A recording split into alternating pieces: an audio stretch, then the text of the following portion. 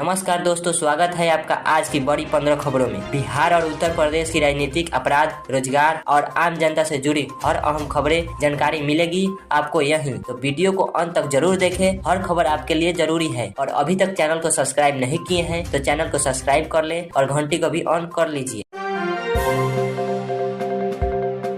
Transistor board ने सरकार को कानूनी नोटिस भेजा। जी हां, बिहार स्टेट किन्नर कल्याण बोर्ड ने राज्य सरकार को कानूनी नोटिस भेजा है। अधिसूचना में कहा गया है कि सरकार ने ट्रांजिस्टर समुदाय को सरकारी कल्याण योजनाओं से बहिष्कृत किया है। बोर्ड ने 100 करोड़ मांगते हुए कहा कि इस समुदाय को शिक्षा, स्वास्थ्य, रोजगार और समान नागरिक सुविधा सुनिश्चित की जाए।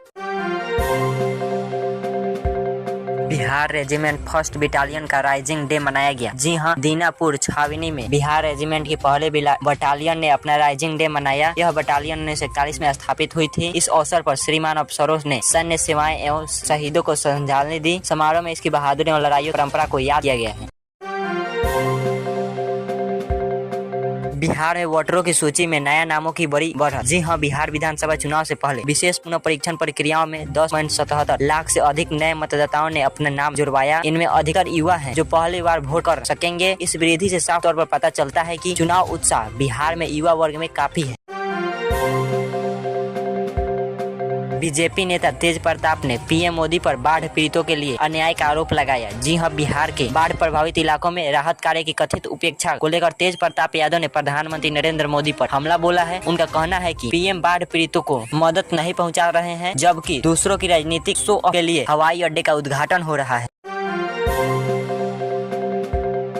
शिवाजी संग्रहालय आगरा में यूपी चुनाव से पहले तैयार होगा। जी हां, आगरा के ताजमहल के पास बने छत्रपति शिवाजी महाराज संग्रहालय को फरवरी-मार्च 2027 के विधानसभा चुनाव से पहले पूरा करने का लक्ष्य है। निर्माण एजेंसियों को काम तेज करने के निर्देश दिए गए हैं ताकि चुनाव तक यह परियोजना जनहित में दिखाई दे। स्वास्थ्य नारी शक्ति परिवार अभियान यूपी में 17 सितंबर से शुरू। जी हां, उत्तर प्रदेश सरकार ने महिलाओं एवं परिवारों के सहित केंद्रित नए स्वास्थ्य मुहिम स्वास्थ्य नारी शक्ति परिवार शुरू करने की घोषणा की है। इस कार्यक्रम के तहत गर्भवती एवं बच्चों की पोषण स्थिति, कैंसर स्क्रीनिंग, टीकाकरण और मानसिक स्वास्थ्य सुविधाओं आदि चेक पॉइंट होंगे। योजनाओं का उद्देश्य स्वास्थ्य सेवाओं को जमीन स्तर पर मजबूत करना है। फायरिंग की घटना पर सीएम योगी ने परिवार को सुरक्षा का आश्वासन दिया। जी हां, बरेली में मशहूर अभिनेत्री मॉडल दिशी पटानी के घर के बाहर गोलीबारी की घटना हुई। उत्तर प्रदेश के मुख्यमंत्री योगी आदित्यनाथ ने उनके पिता से बात की और घटना की सख्त जांच और परिवार की सुरक्षा सुनिश्चित करने का भरोसा दिलाया।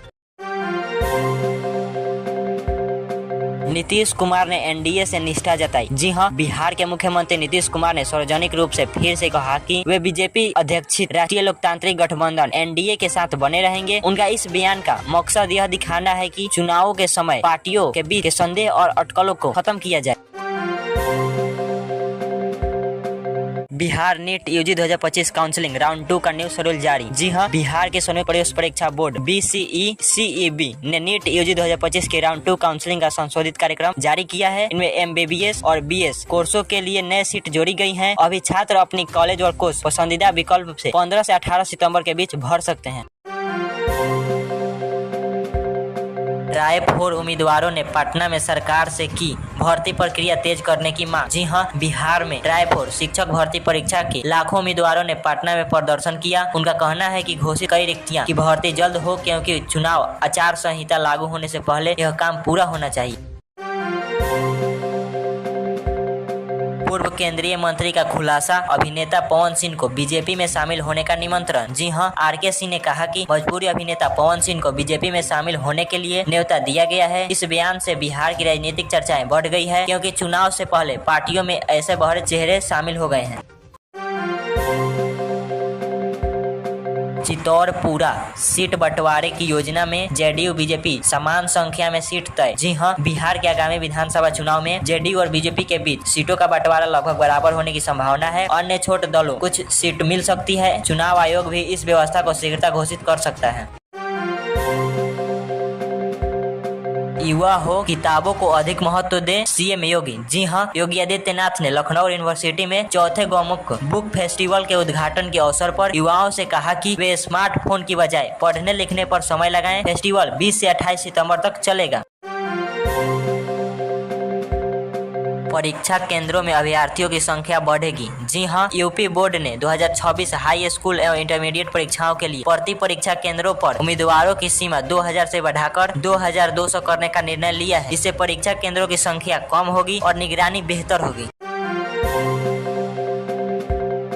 यूपी में वीडियो धमकी देने वाले व्यक्ति को गिरफ्तार। जी हां, आगरा से 27 वर्षीय व्यक्ति को गिरफ्तार किया गया है, जिसने एक वीडियो में मुख्यमंत्री योगी आदित्यनाथ को जान से मारने की धमकी दी थी। गिरफ्तारी के समय उसके हाथ में 32 बोर की पिस्टल मिली। मामला जांचाधीन है।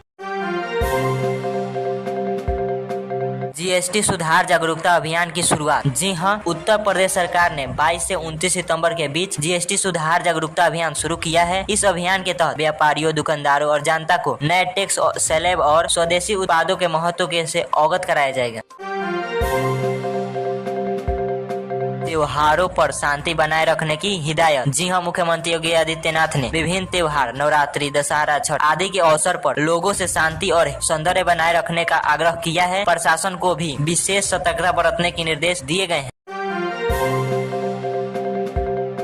लखनऊ में डुबागा चौराहा पर 1800 मीटर फ्लाईओवर बनेगा। जी हां, लखनऊ के डुबागा चौराहा पर लगभग 1800 मीटर लंबा फ्लाईओवर निर्माण की योजना है। इस फ्लाईओवर से आसपास के इलाकों में ट्रैफिक जाम की कमी आएगी और लोगों को यात्रा में राहत होगी। इलाहाबाद एचसी का आदेश, पुलिस रिकॉर्ड से जाति हटाए जाए। जी हां, इलाहाबाद उच्च न्यायालय ने उत्तर प्रदेश सरकार को पुलिस रिकॉर्ड में आरोपी की जाति दर्ज कराने की प्रथा बंद करने का निर्देश दिया है। कोर्ट ने कहा कि यह प्रथा संवैधानिक मूल्यों के खिलाफ है और इससे पहचान आधारित भेदभाव को बढ़ावा मिलता है। उत्तर प्रदेश में 11 इको टूरिज्म स्थलों के लिए निविदाएं आमंत्रित। जी हां, यूपी सरकार ने राज्य के 11 प्राइमरी इको टूरिज्म स्थलों पर निजी निवेश को आकर्षित करने के लिए निविदाएं जारी की है। इनमें अयोध्या, चित्रकूट, कुशीनगर जैसे पर्यटन स्थलों की पहचान की गई है।